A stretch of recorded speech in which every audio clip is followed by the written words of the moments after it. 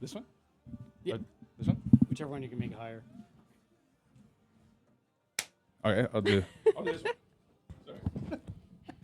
Tyler, Sean, run to you. It is B100. Today's hit music. Cheryl and Rich. Good morning. It kind of feels like a Friday, actually, today. I don't know what's going on. I think you got it wrong. Is that the right mic there now? Oh, no, you switched mics. Yeah, no, we're good. You stay on that one. Don't Stay on that one now. We got you. Sorry. We got you. You were on the other one initially. And anyways, we're good. Jeremy Reed, Reality of Realty, joining us in studio. Welcome. What? Morning, guys. Morning. Happy Friday it's gonna Thursday. be. What a Friday it's been on a Thursday. On a Thursday. Okay, let's get serious. Okay, that's serious. First quarter, Yes. stats are in. What's going on? So do you guys remember when I was in January and I was like, it's going to tell the story of the first couple months? Yeah. Yeah. So I was a little nervous around February because when the January stats came out, we had 90 sales. And I don't know, you guys might have heard some of the headlines. It was down 35.3%. Yeah. It's like, uh-oh.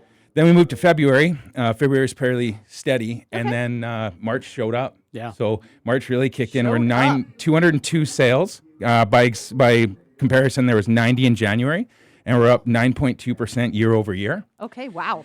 And there's two big stats that I paid attention to, and it's interesting because it kind of goes full circle. So in January, even though sales were down 35.3%, the benchmark price of Kamloops held. Oh, okay. And we talked about this before, how resilient Kamloops actually is. Yeah. But it really was resilient because not only were sales down, but the actual single-family price went up 5.1%. Okay, figure not that what out. you were expecting. Not what I was expecting at all. You wouldn't think Interesting. those two trends would go. Yeah. Then January, it crept up to 661, so very similar.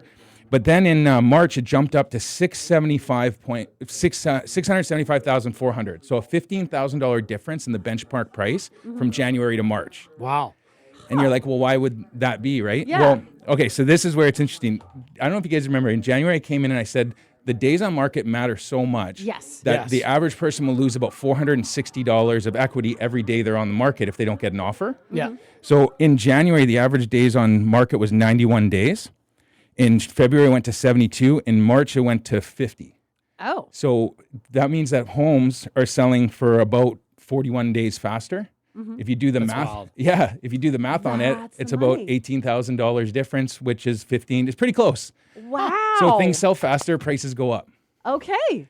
Kind of cool. I don't know. Interesting. It's just interesting because you see the stat and you're like, oh, that kind of makes sense, and then you see it actually play out on a macro level, and you're like, Actually oh wow, yeah. it actually works.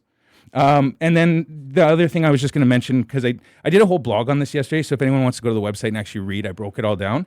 But single-family homes, they're doing really well. Townhouses are also doing really well. Sales are up 51.7%. The one area that I'm watching right now is condos. And that's the one area that has softened. Okay, which is interesting because in some ways I think I would almost expect those to go up. You would think everything would kind of go Yeah. up. There's been a couple reasons I was trying to figure this out. Number one, we used to have a lot of the condos was selling to investors, but now with the investment market kind of cooling off, it's gone more in the hands of first-time home buyers. Okay. And there's so much rental inventory that's supposed to be coming up in the next couple of years that with the interest rates the way they are and prices, it doesn't paint a real strong picture for investors to come in, which I think is part of the reason. So when you don't have that driving it up, it softened a little bit. So the condo apartment sales were down 35.7%, and the benchmark price in that segment was actually dropping. But the other two segments were going up.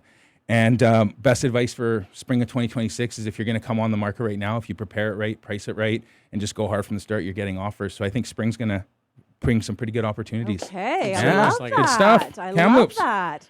Okay, so if somebody wanted to read more on this on your blog, where do they find that? Actually, jeremyreedrealestate.ca is where I post the blog. Okay. You could also go to 6weeksold.ca and it'll backlink to it. Okay. Nice. Yeah. Either one of those. Check and them if out. you're thinking about listing, Reach out.